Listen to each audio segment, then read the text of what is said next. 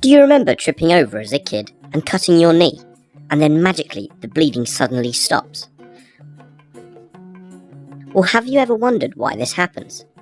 Our body is very clever and produces substances to seal off the open wound. In this video, we are going to look at how and why blood clots. Clotting prevents us from bleeding to death, and also protects us from nasty disease-causing organisms called pathogens entering our body. When we injure ourselves, we can damage the blood vessels just below our skin. This can cause blood to either leak into our tissue and form a bruise, or if the skin is broken, to openly bleed. To prevent these horrible things happening, blood clotting occurs. So let's have a look at how this happens. Starting with platelets. These are tiny cell fragments that float around in our blood. When a blood vessel is damaged, collagen is exposed. This collagen exposure attracts platelets to the injured area. The platelets then stick together to form a plug.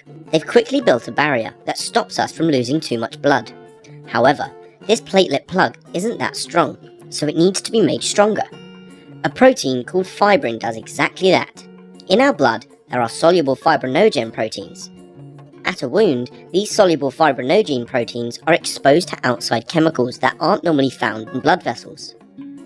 Like with the collagen and platelets, this exposure causes the fibrinogen proteins to turn into sticky fibrin fibers. The fibrin fibers form a mesh, holding all the platelets together and making a much stronger clot. More platelets, red blood cells, and other components in our blood all get stuck to the mesh, making it even stronger.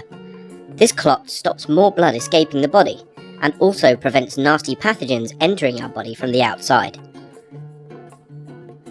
The clot develops into a scab, which protects the wound as it heals, and new layers of skin form underneath.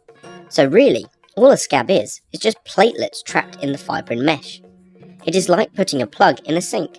When the new skin is fully formed, the scab will fall off, revealing the lovely brand new skin underneath. A final thing to note, remember that I said the exposure to the collagen causes the platelets to stick together, and the exposure to the outside chemicals causes the fibrinogen to turn into sticky fibrin. Both the platelets and the fibrin only become sticky after the exposure. This means in a normal, healthy blood vessel, they won't randomly cause clots. So from this video, you should understand the magic of blood clotting. Platelets are first to the scene, closely followed by the fibrin fibers. Our blood clots so that we don't lose a lot of blood, and don't let lots of nasty pathogens into our body if we cut.